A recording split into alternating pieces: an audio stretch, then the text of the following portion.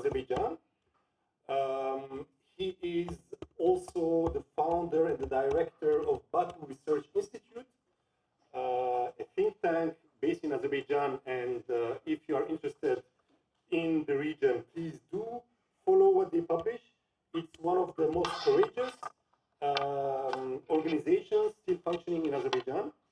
Our topic today is Azerbaijan, war, repression, and COP-29. Azerbaijan is a country far away. We don't know about it very much here in Geneva, in Switzerland.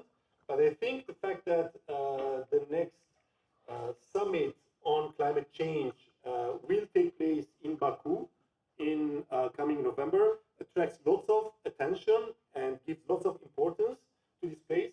So I'm very glad to have this opportunity to hear from Professor Goyushov his analysis about the situation in Azerbaijan. And what we will do is first give Professor Goyushov 45 minutes for his lecture, after which we will have another 45 minutes for interaction, for your questions, for comments, and the answers of Professor Goyushov. Altay, the floor is yours. Thank you.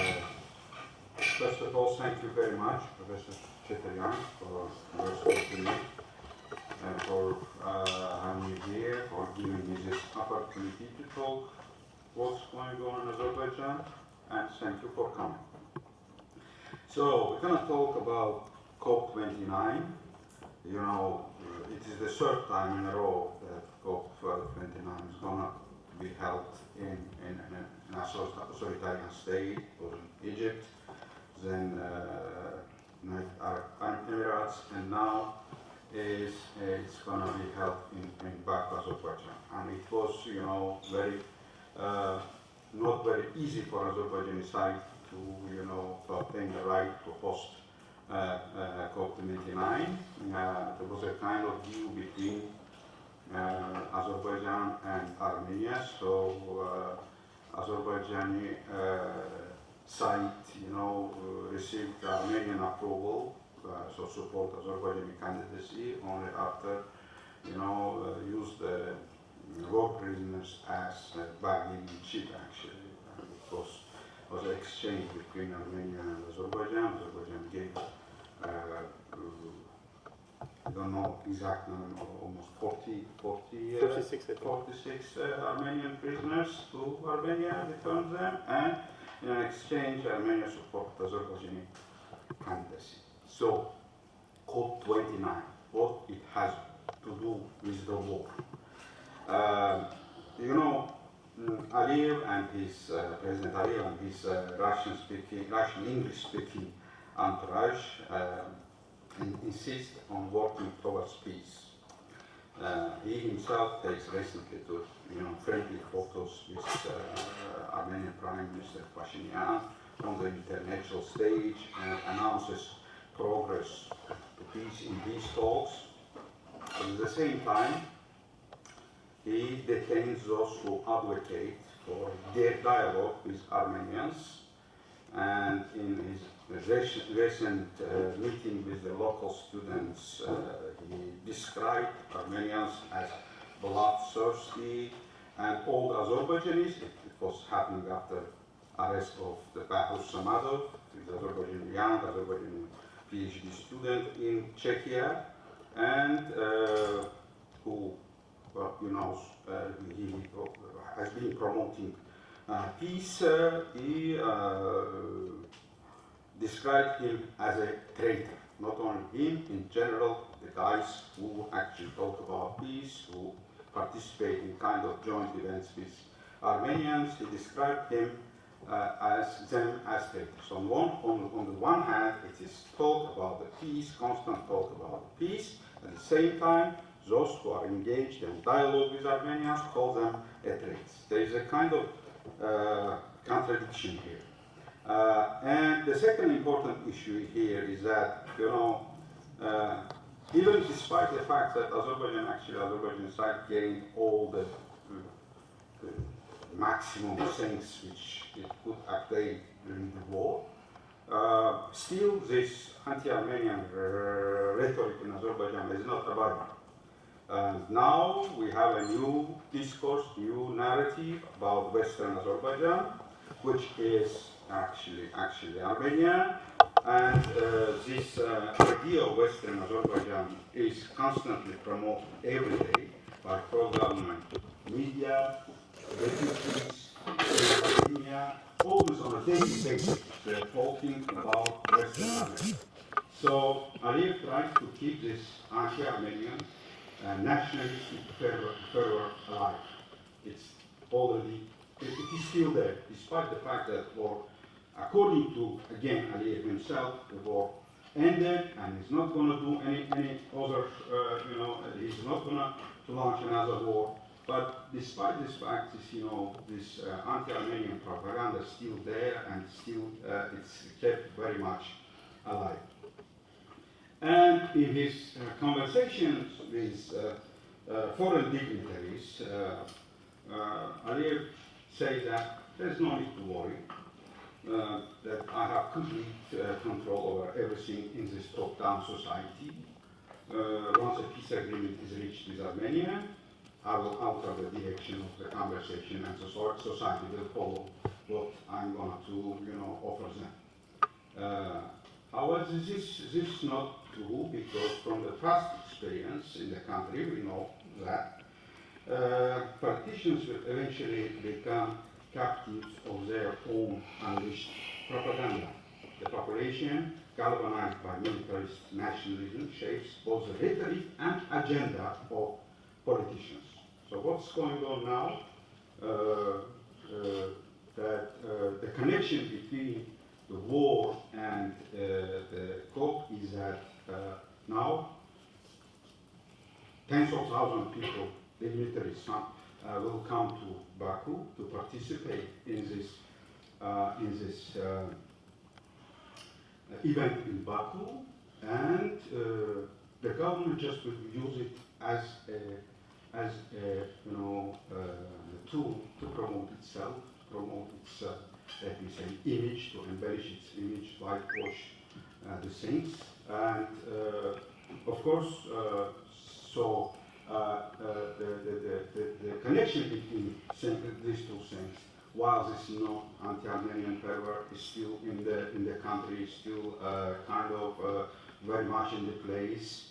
So, in my opinion, can be used for Aliyev to embolden himself further, and it can go next stage in the war between Azerbaijan and Armenia. Not sure about that, but the fact is that the guy like Bahruz Samadov is arrested. It shows us that the intention of the government is not very clear. Who is Bahruz Samadov? I told you that he is Azerbaijani student, PhD student at Charles University, Praga, and with Pekin, we organized a couple of events. First in the ULB, and then at the Manchester University. It was supported by the European Union. This was a meeting between young Azerbaijani historians and Armenian historians. Why we did do that? Because for a long period of this enmity, hostilities between two nations, historians on both sides, they were participating as a main propaganda tool, as the main, let me say, their contribution to this enmity was not benign. So the history was used, we also watched this, history was used as a tool to deepen this hostility between two nations, and it was a tool for making, let me say, for making demands and so on. So it was an idea that maybe we can bring together this, young generation of Azerbaijani students, Armenian Azerbaijani researchers, who can, kind of try to re-evaluate national histories and to discuss, all of this, controversial points come together. And in both cases, so this is just, it was an academia meeting, had nothing to do with politics. It was researchers on both sides discussing the questions relating to history, exactly to history, nothing about politics, but still, as we saw, the government didn't tolerate it. Why government didn't tolerate it? Why Bahruz is arrested and the treason charges brought him? And they, of course, invented different kinds. They have this video showed, even I appeared in this video as if I organized some kind of meeting between Bahruz and American CIA is in Manchester. This invention of these things, I mean, what's the purpose of thing? The purpose of this thing is very clear, is that it doesn't want, either he doesn't want this kind of contacts between, Azerbaijanis and Armenians, especially young ones because he wants to keep this, enmity in place, or he just doesn't tolerate any kind of, as any authoritarian leader, doesn't tolerate any kind of, independent discourse. He wants to limit all the discourses he wants to present, in all kind of conversations, and something independent is actually irritates him. That's why he arrested Bahruz and thus intimidated the rest of the guys who were participating in this kind of events with Armenians from the Azerbaijani side. It's very important also for the Bahruz COP-29 because during his one of his court hearings, he cried out to the people that I would like to talk, give me a voice at COP29. I would like to express my views. I would like to talk to people at COP29. So this is actually a relation between the COP29 and war, because again, we think that the event will, Aliyev will use the event in order to strengthen his position and his power and his intention, so it can also exasperate the situation on the ground in the relations between Armenia and Azerbaijan. Second question, important question here, is that this COP29 is going to be held in Azerbaijan. So this is about environment, and it's interesting what kind of relations there exist between Azerbaijan and environment. Azerbaijan is an oil and gas country. 90% of foreign revenues actually come from oil and gas. 60% of state budget or revenues of state budget, state revenues are actually directly related to oil and gas. Moreover, in July 2022, Azerbaijani President Aliyev and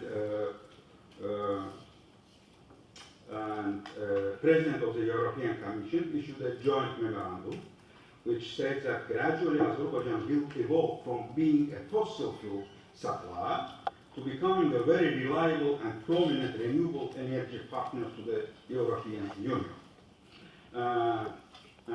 But we know from the past that, for a long period of time, Azerbaijani government was, promising that we are going to diversify the local economy so that we will not be dependent only on oil and gas. But so far, all of these attempts actually failed.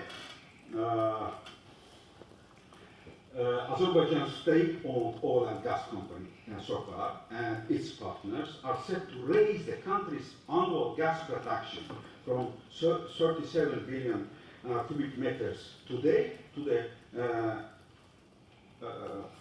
49 BCM billion cubic meters by 2033. So it's still investing in the gas production.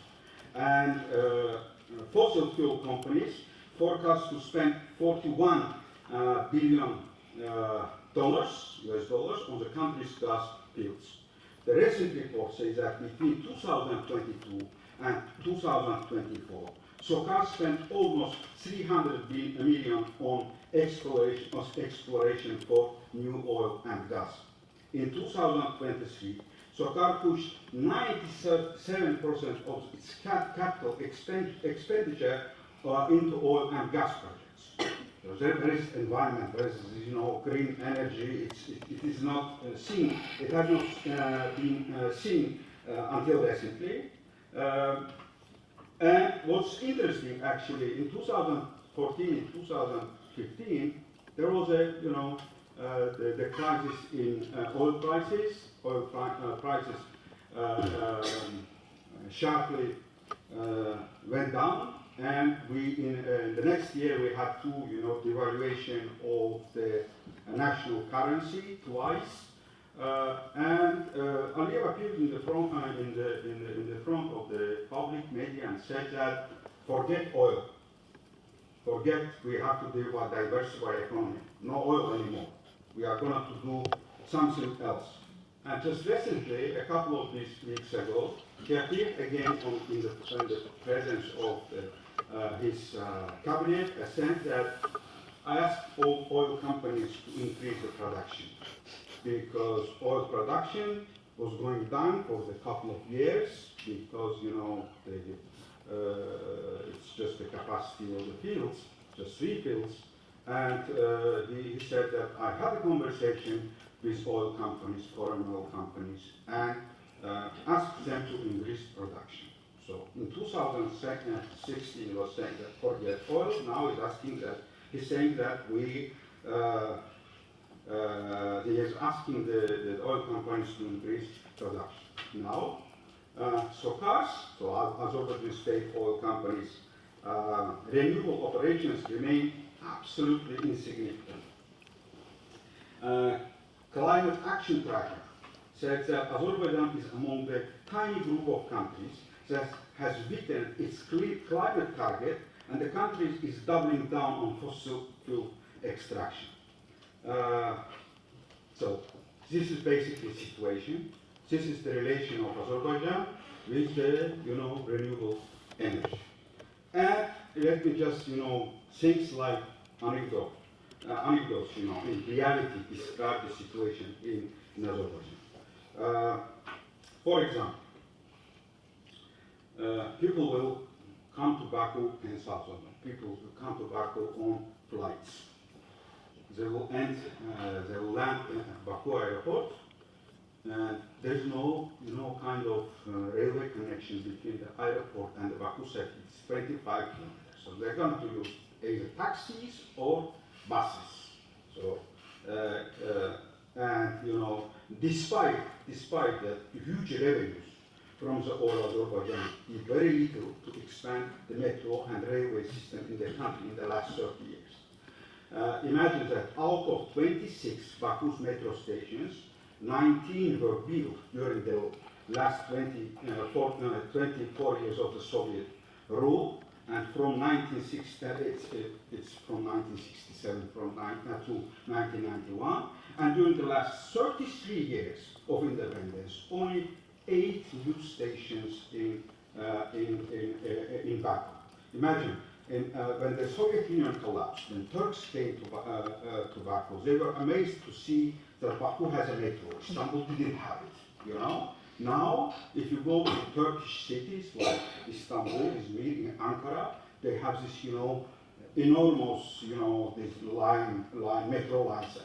I was recently in Warsaw.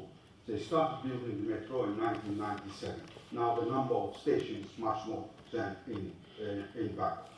We built in 1997. We have 67. We have huge oil revenues and just 8 stations. And there is still no connection between Baku and the airport. So, railway. Let me say, from 1924, Baku has electric tram. In 1924, we had trams, electric trams, even before the late 19th century. The Soviet Union collapsed, trams disappeared. No trams in Baku anymore. So we had from 1924, now we don't have trams. We had them during the Soviet times, we don't have trams. Train lines. Azerbaijan invested, the government invested hugely in highways.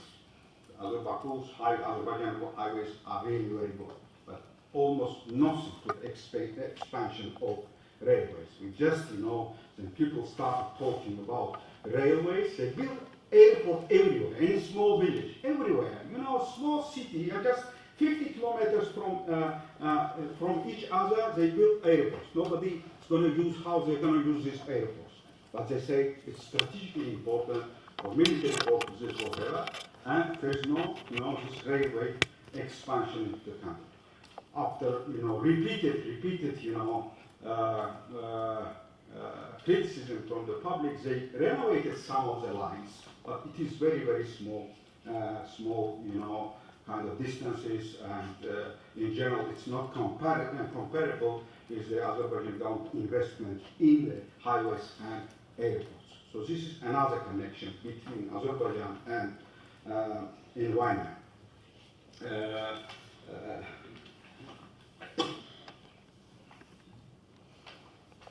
Another important point is that, for the environment, for the, to defeat the climate crisis, it's very important to have civil society, freedom of speech, and protected human rights. These things are really very, very connected, but we cannot separate this. And what was Azerbaijani government's preparation for the COP-29 since late 2022? It's mass repressions in the country. Everybody's arrested. Opposition, media, freedom, civil society.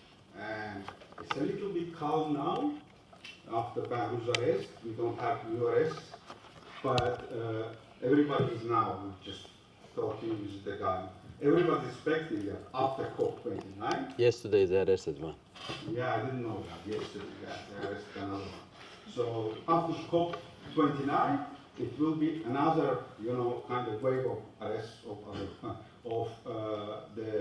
the remnants, or let me say remnants, a few remnants of the civil society. No freedom of media completely destroyed. And majority of some of these, the arrested guys from their courtrooms, they were sending the messages, boycott COP29. Like Tawfiq Yazidli appeared during the discourse, he cannot speak. It's the camera is just kind of we can see him, but we cannot hear him. He wrote something, put on the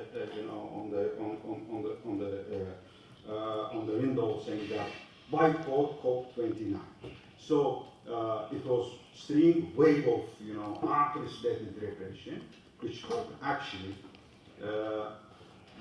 almost all the prominent members of Azerbaijani civil society behind bars. So it includes not only media, not only civil society, it now reached also academia, which have, so what the situation is that these foreign dignitaries, including from Western countries, will come to Baku, which is prepared for them. How prepared? All the guys who were critical of the government, they are now in the prisons. So it is very kind of a conducive situation for the Azerbaijan government to have this kind of thing. I forgot to say one very important thing. It's a little bit local, but also looks like an anecdote. People said, okay, we don't have rail line, metro line or rail line from the airport to Baku, they landed, but then buses, but we don't have electric buses as well. We have more than 2,700 the buses circulating in the Baku transport network, and we don't have electric buses. So government said, okay, we're going to buy them at least for the COP-29. So we're going to buy 160 electric buses. We have 2,700, 2,500, something like this, and only 160, and especially for COP29 to buy this, electric buses. So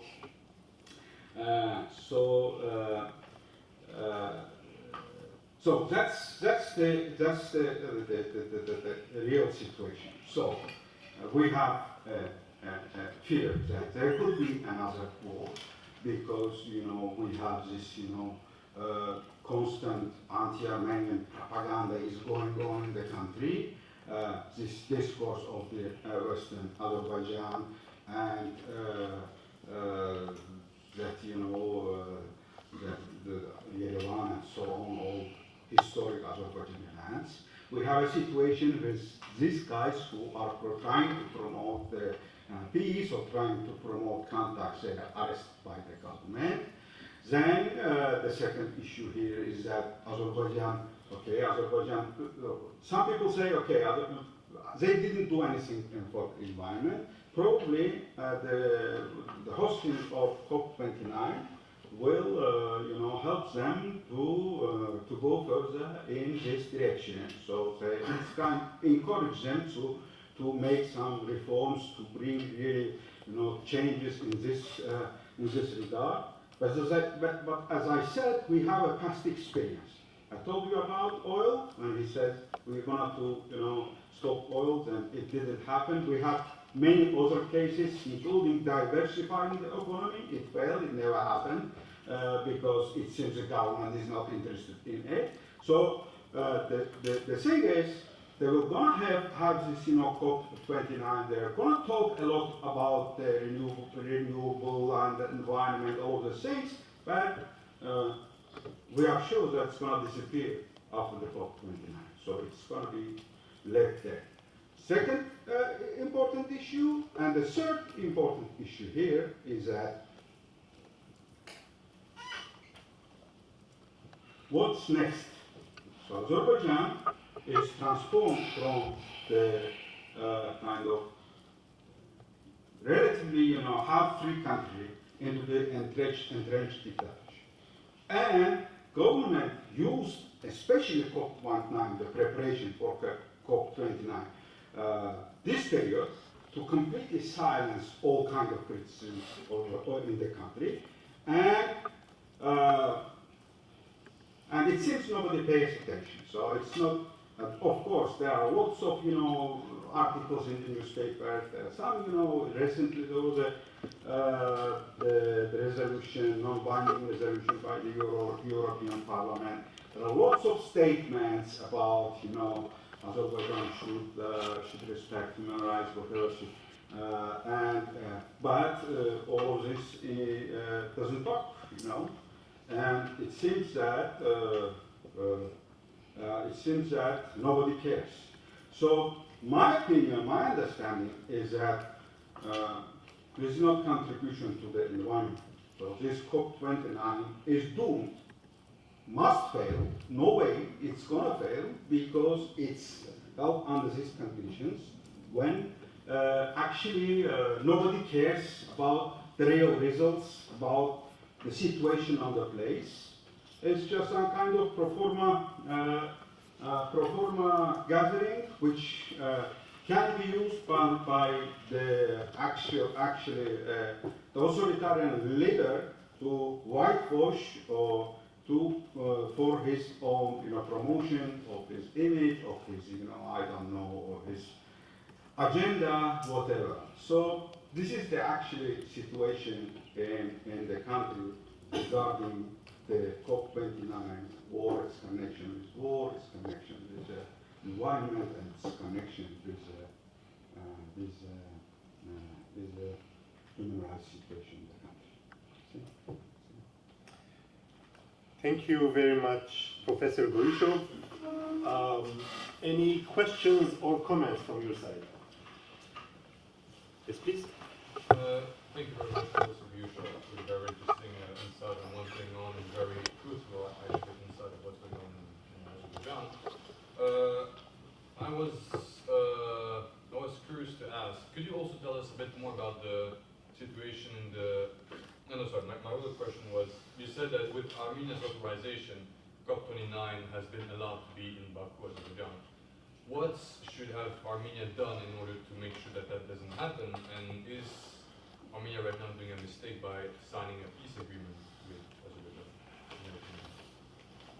Well, it's a very difficult question for me to answer, but I think that the situation of Armenia is so difficult. It's I mean, they have not very much to do. I mean, it's under pressure. This idea of Aliyev, I mean, is at least for now is not showing a real intention for the peace. And he's talking about this Zangezur corridor and whatever. And for example, before it was some kind of an agreement on the border delimitation of border. When they reached this agreement, next argument appeared, it was that Armenia should change its constitution. And I'm sure that until Aliyev comes to any decision, it can create lots of this kind of excuses in order to avoid signing the peace deal, because he has clear demands from Armenia. It's about so-called Zangezur corridor, and he was controlled that he wants to push Armenia to accept his demands. And in this situation, for Armenia to resist this pressure is not really easy. Because of military defeat, because of the weakness, because of the situation around in the region, around the region, in the world. So I don't know. Even in the case when I talked about the signs, this exchange of 46 prisoners to allow Azerbaijan to house this COP-29, I think you cannot blame Armenian side for this. It's at least released 46 people from Azerbaijani prison, so it's a much more important thing. So in this case, I don't see any kind of many opportunities for Armenia to somehow to resist the pressure from Azerbaijan. The only thing here, I think, it's my opinion, many people cannot agree with me. I think one thing is clear: Azerbaijan won the war with the support of Turkey. I mean, it was direct support. I mean, that's why we have these results. I mean, Turkey and Turkey, in my view, has a leverage on Azerbaijani government, and it seems that Erdogan is interested in opening the border with Armenia, which is not in the interest of Aliyev. Is trying to resist it. He's openly saying that I'm against it. So I don't know. Probably one of the opportunities is that Erdogan somehow pushes Aliyev to not to go further, but it's also kind of not very reliable opportunity because I think that in general the situation of Erdogan himself in the Turkish politics after the last defeat in the municipal election is not so strong. And it's very important to understand. We have discussed these things a lot. Aliyev managed to transform Azerbaijan into the internal issue of Turkey. It is important for Turkey. It's and political parties inside Turkey, they can attack each other using the Azerbaijan as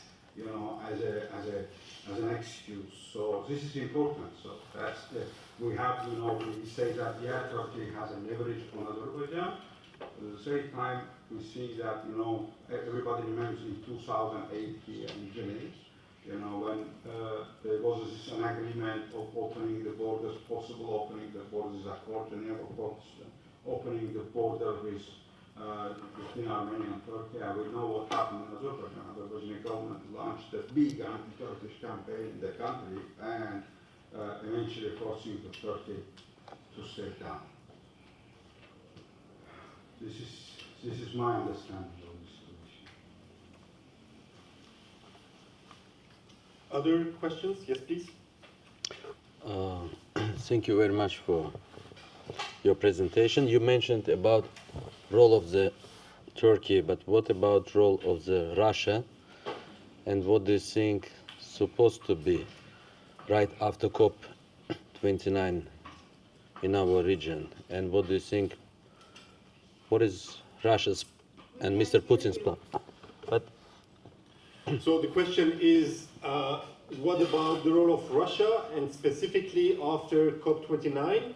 What are the expectations about Russia's role in the region? And I understand by the region to be the South Caucasus. yeah. Yes?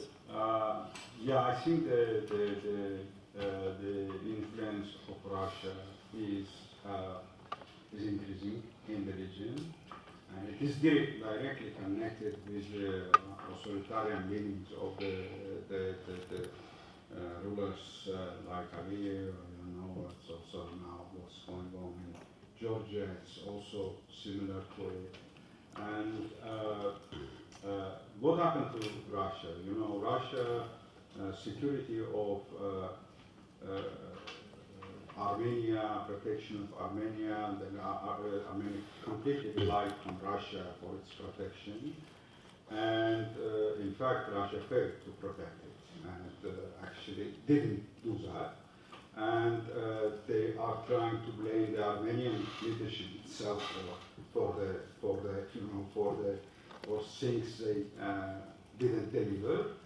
And there's a, in the relations between, and you have, this Pashinyan, the power in Armenia, it's the sink, which in general, Mr. Putin doesn't like.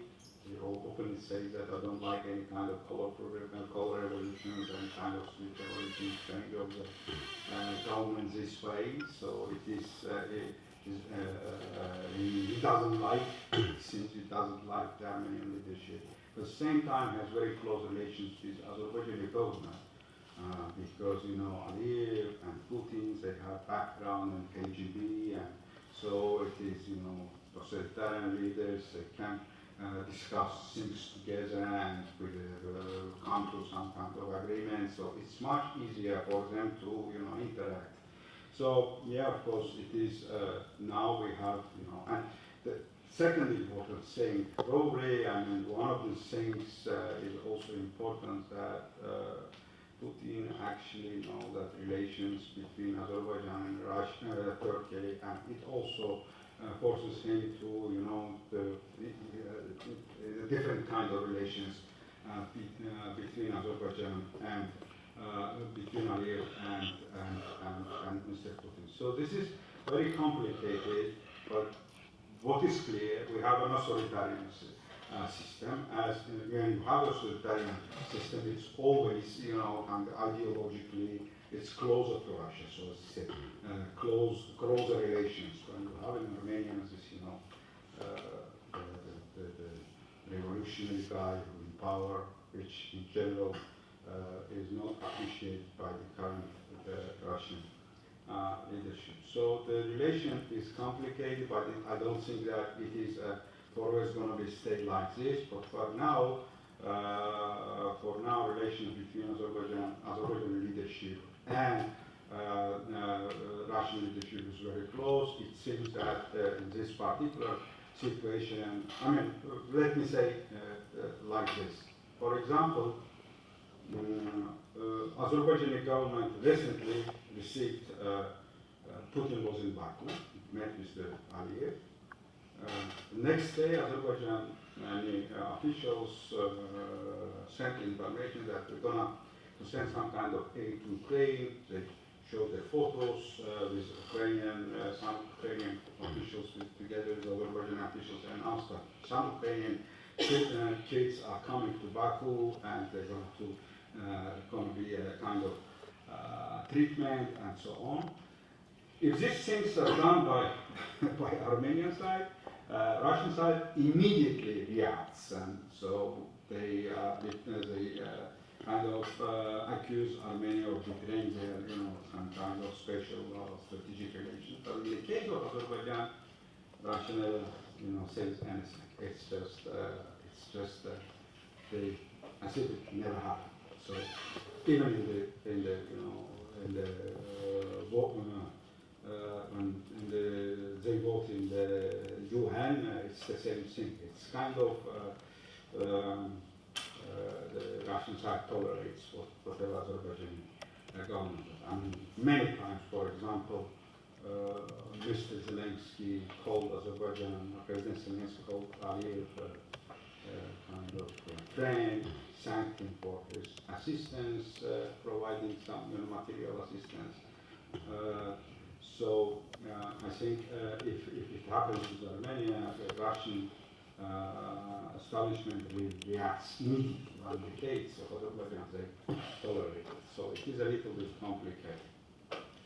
Just to complete, maybe, you were following also the elections in Georgia, which took place yesterday, and not only Georgia is polarized on local issues, but between the government that won the elections officially and the opposition, there's also polarization on foreign policy dimensions. So what is happening now in Georgia will also influence not only Georgia, but also the whole South Caucasus and its orientation, whether to lean more towards Russia or whether the pro-Western, more liberal project will still have some chance in the South Caucasus. Any other questions? Yes, please. You had this somehow scheme that when Azerbaijan does something, even it's pro-Ukraine or whatever, Russia is okay, but when Armenia does it, it's not okay. Now, what if we replace in this scheme Russia with the EU? When Russia does something against human rights, against international law, whatever, European Union is having a heart attack. But when Azerbaijan does it, they don't say anything. When Putin was, during the last elections, when Putin was elected, Charles Michel immediately tweeted, ironically, congratulations to Putin, no free election, no free country, whatever. But when Azerbaijani President Aliyev was elected for the 17th time, whatever, oh, congratulations, President Aliyev, I hope our relations go well, etc., etc. So, when even though if you have the civil society people like the real ones like you, who are saying this COP-29 must fail, etc., how can it fail when you have all the leaders supporting it? You have recently NATO generals visiting the military trophy park in Baku, which is extremely xenophobic against Armenians, etc. So even we have NATO officials visiting as Baku, when you have Jens Stoltenberg visiting Baku saying, we praise the partnership between NATO and Baku, when you have Charles Michel congratulating Aliyev on his election, how can this COP29 really fail? Yeah, I absolutely agree with you. You know, the treatment of Azerbaijani government, it was not the same as treatment of Lukashenko or Putin. And my personal view that one of the reasons now West actually fails in Georgia because, you know, it was a different kind of attitude in Azerbaijan when the same things were happening in Azerbaijan in 2003, 2005, 2013. You know, even against some Georgian officials, they imposed some sanctions, but none of Azerbaijan officials, despite torture, despite repressions, nothing, they never faced any kind of sanctions. When you ask, you know, the European representatives, why are you treating Azerbaijan this way? They say, you know, unlike Georgia, government never openly expressed its desire to join, to be a part of the European Union. But I think this is just an excuse. The real reason is that actually both sides, both Russia and the European Union tries to keep, West in general, try to keep very good relations with Azerbaijani government. They don't want to irritate Azerbaijani government because both of them has a geopolitical, let me say, this pipeline policies. For the West, it's a connection of the Central Asia to the Europe via Azerbaijan, and Georgia. It's very important For the Russia, its connection with Russia and Iran and India, so north-south, the transport line.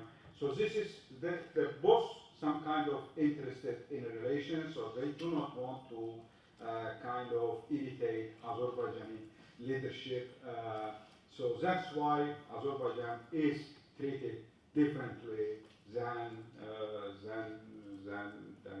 Lukashenko and so on in the international stage. And you say how it's gonna be failing, but I think there is one thing which is important. We discussed it. We can also, yeah, of course, the European Union tolerated many things which was happening in Azerbaijan and the region.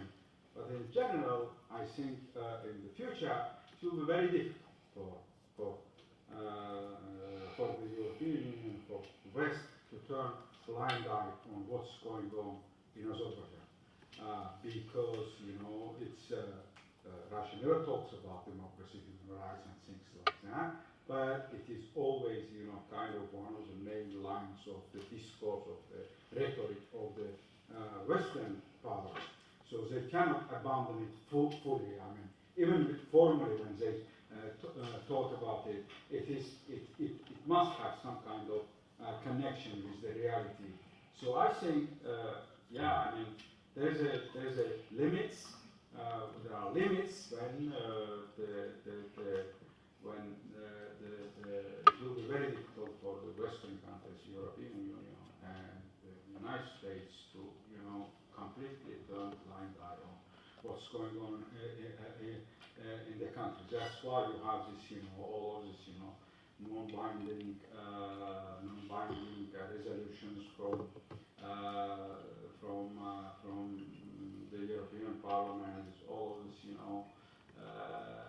the attempts at hearings and so on in the US countries and so on. I think also these things didn't have an impact, but eventually it's going to have. And it is very important to say that, there's a nature of Azerbaijani economy. I told you about the fact that the 90% of Azerbaijan is dependent on oil and gas, right? So who is that? It's produced from 3 fields around Baku. 3 fields produce Azerbaijan oil and gas. Who produce, this gas? Who brings the technology? Who owns these fields? It's half Azerbaijan, half Western companies. It's BP, Total, and Italian companies, and so on. So, second thing, how this oil and gas is transported. It's transported from Baku to Turkey via Georgia, and these pipelines also belong some shares to Azerbaijan, some shares to Western companies. So, whom does Azerbaijan sells its oil and gas? Who are the buyers of Azerbaijan oil? Again, the Western countries. It's Italy, it is Israel, it is Swiss. I mean, many countries.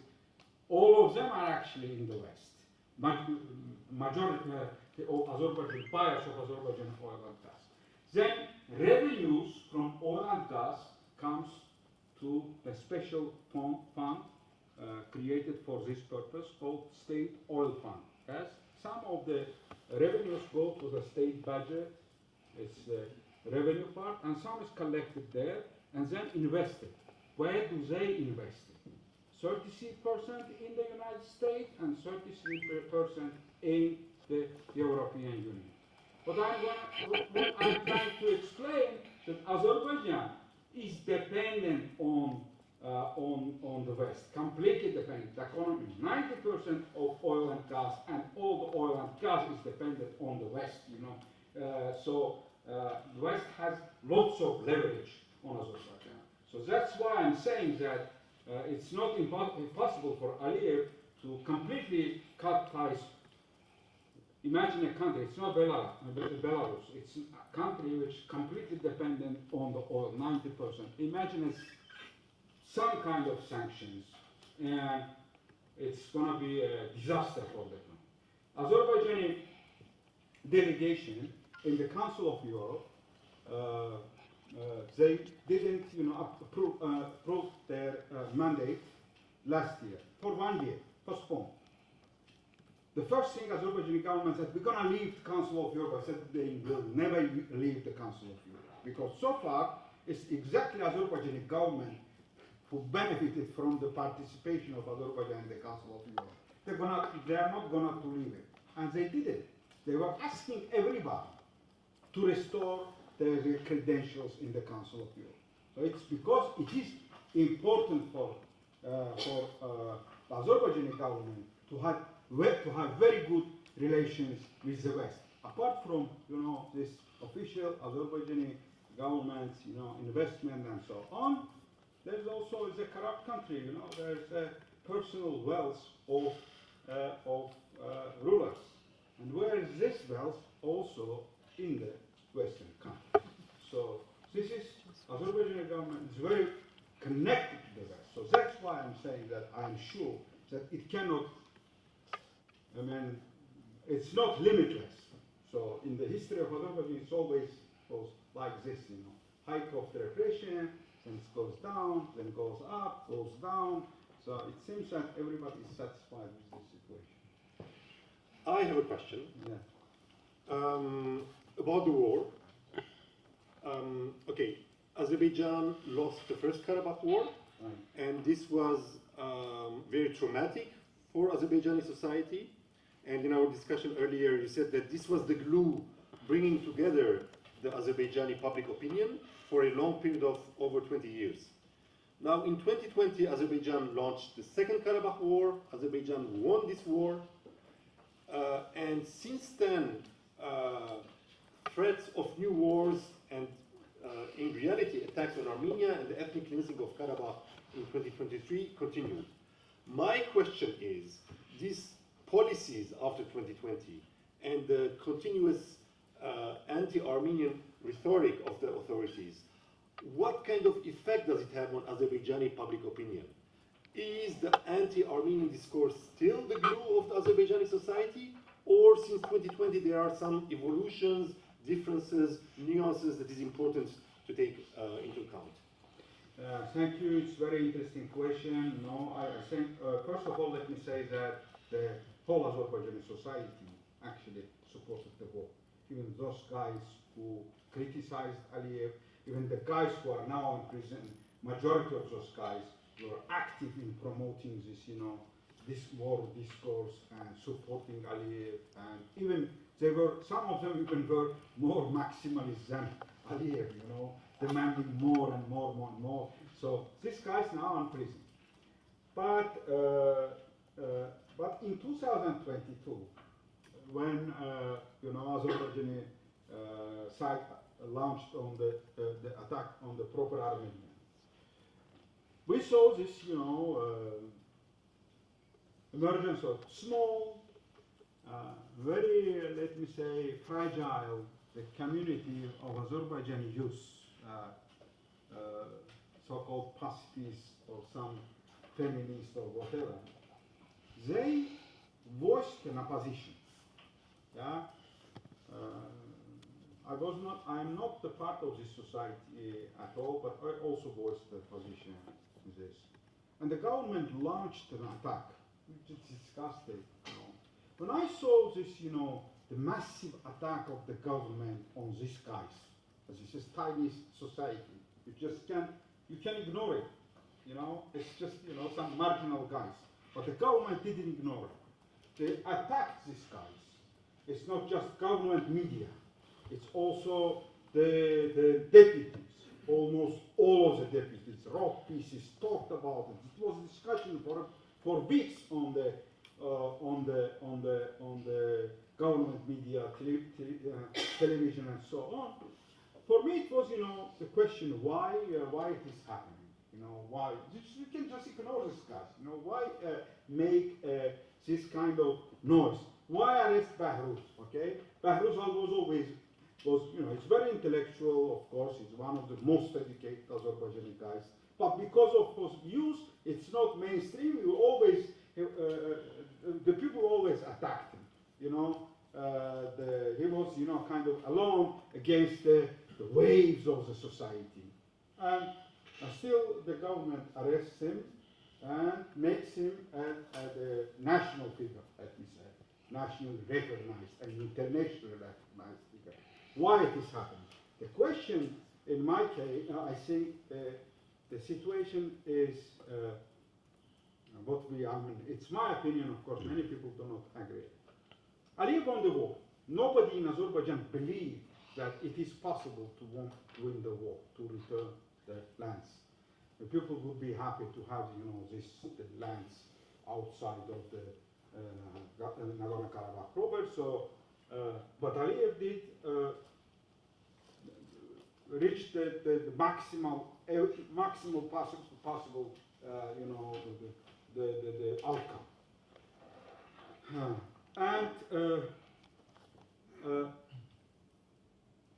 Before the war, it was the lowest possible, approval rates of Aliyev before the war, and people were really very vocal. They demanded, for example, the guy who is now in the prison, Tawfik Yakublu, he was in prison then as well, but people demanded his release, demanded, openly going to the Facebook page of president and saying that release the guy, and he was so. It was the situation that Aliyev didn't have a choice but released him to home arrest because of the pressure from the society.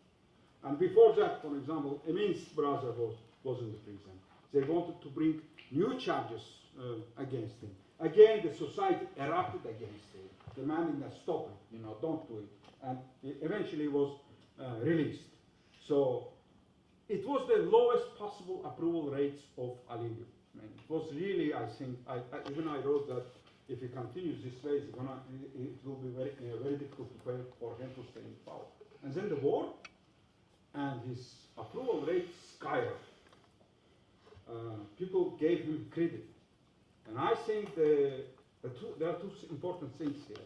The first, that Aliyev, maybe he thought that his approval rating is forever.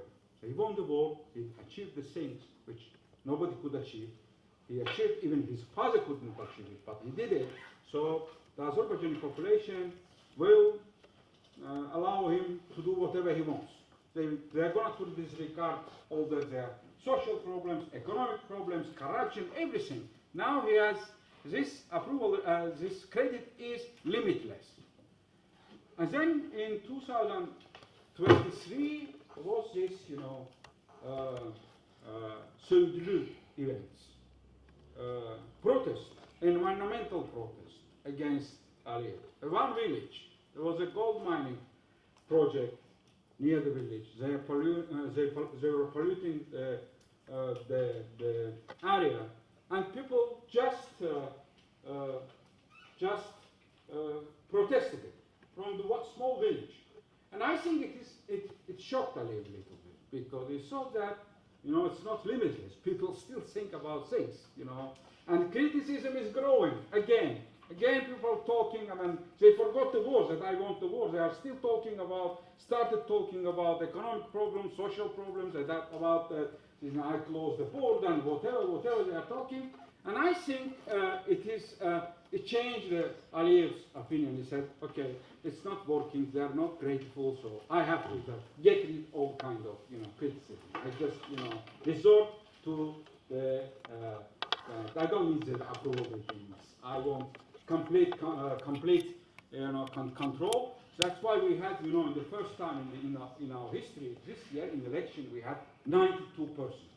They were happy. Of course, it's false figures. These are false figures, but at least in the false figures, never reached this point of, equal to the North Korea.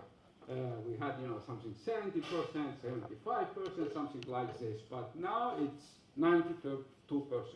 And everybody knows that's the worst elections in the history of Azerbaijan.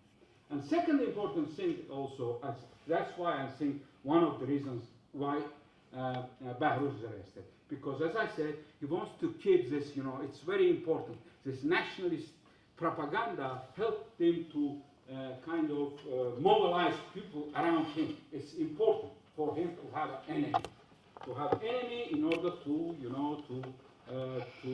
mobilize people for the cause, in order people, to forget their problems, and it is important for him. That's why I think it's one of the reasons he doesn't tolerate any kind of, interactions between Azerbaijani Jews and Azerbaijani communities and Armenian communities, because he sees it as a possible danger. And here also I would like to say one thing. It's all important. Maybe it's not related to the question, but I think it's also important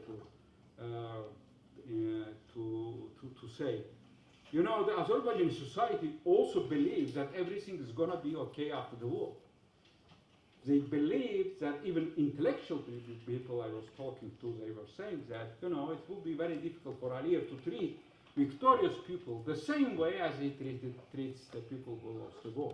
It will be different people. They will be able to demand something from the government, but of course it was a miscalculation, and the situation is getting now worse and worse before the war. Just for a reminder, maybe before giving it to you, there's more than 300 political prisoners in Azerbaijan today. And before the war, they were less than 200. So just to give you a dimension of the repression. Yes, please. Yeah, I have two questions. The first one, I have a micro. Sorry, we don't have me. Yeah, so my first question is, first of all, you said that the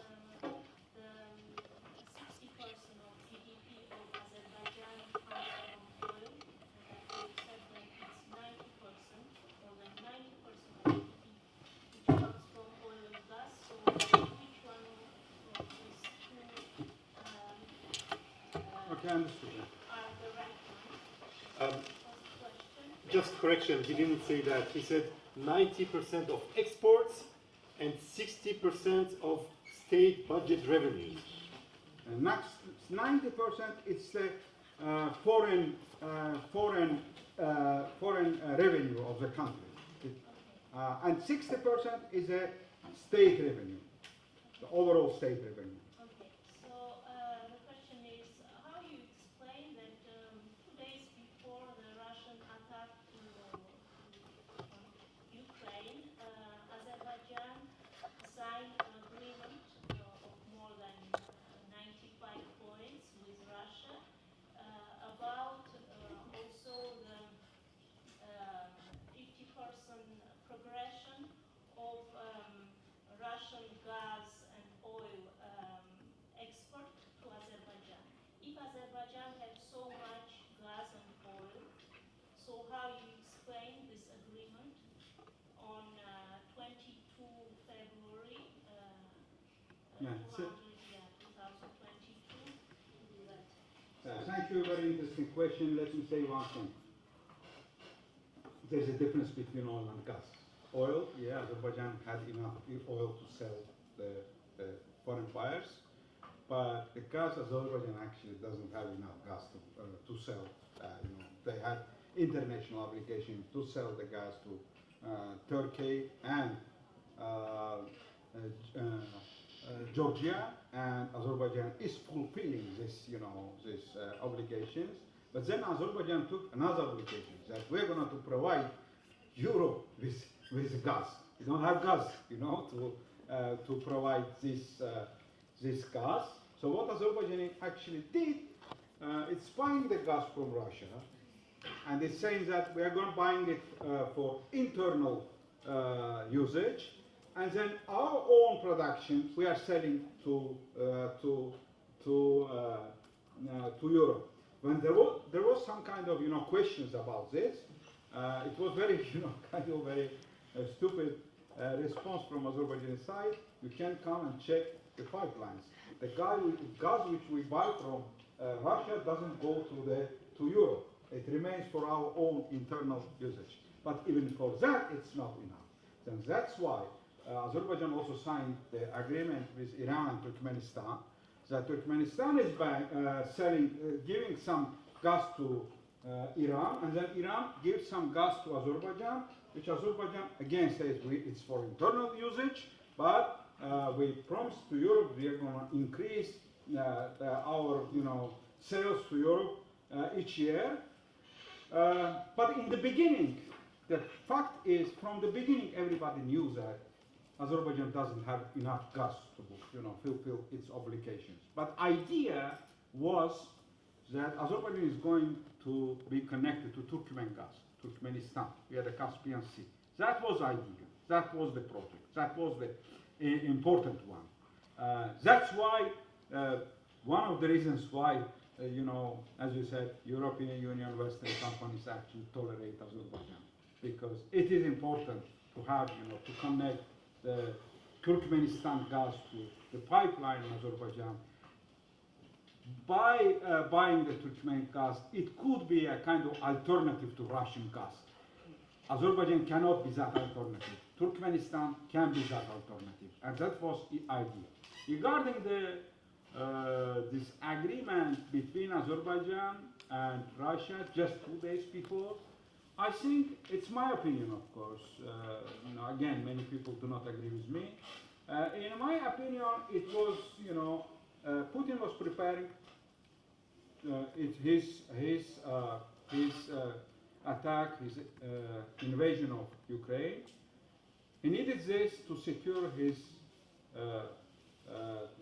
southern border, because despite all these good relations, whatever, they are not reliable partners. So everything can be expected.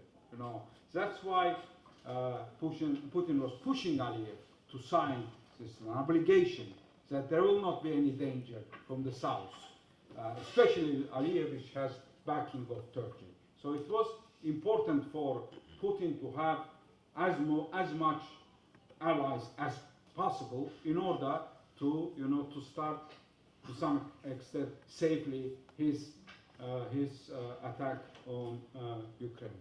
So I think that was the reason. I don't think that it was an idea of Aliyev. It was coming from Putin, and as I said, Azerbaijan, on one hand, they are talking about good relations between Azerbaijan and Russia, but at the same time, Azerbaijan provides some kind of assistance. I don't know, this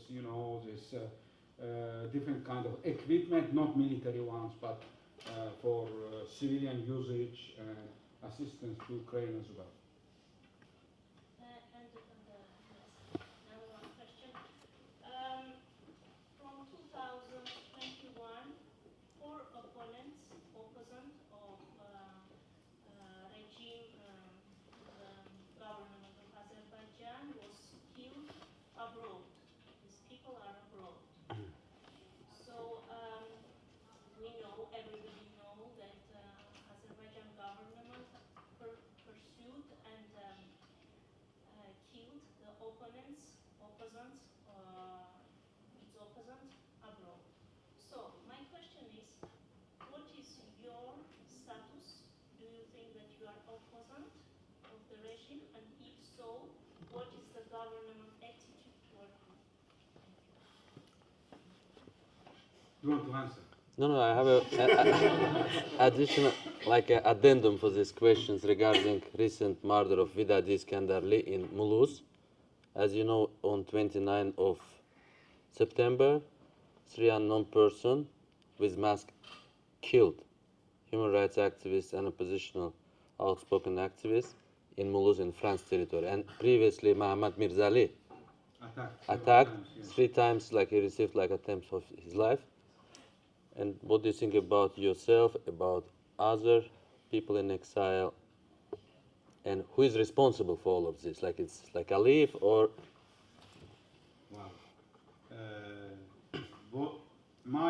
So the additional question, so that everyone hears, was what's your analysis about the attack in Mulhouse 3 weeks back of Mr. Iskandarli, who was also an Azerbaijani dissident, and he was attacked by 3 unknown people by knives, and then he died from his wounds. So the question is about that. regarding my own situation, whether I am an opponent of the government, I don't know. I was always critical of the government. I was fired from the university in 2015. I was a university professor. In 2020, they launched a big campaign against me, calling me a traitor.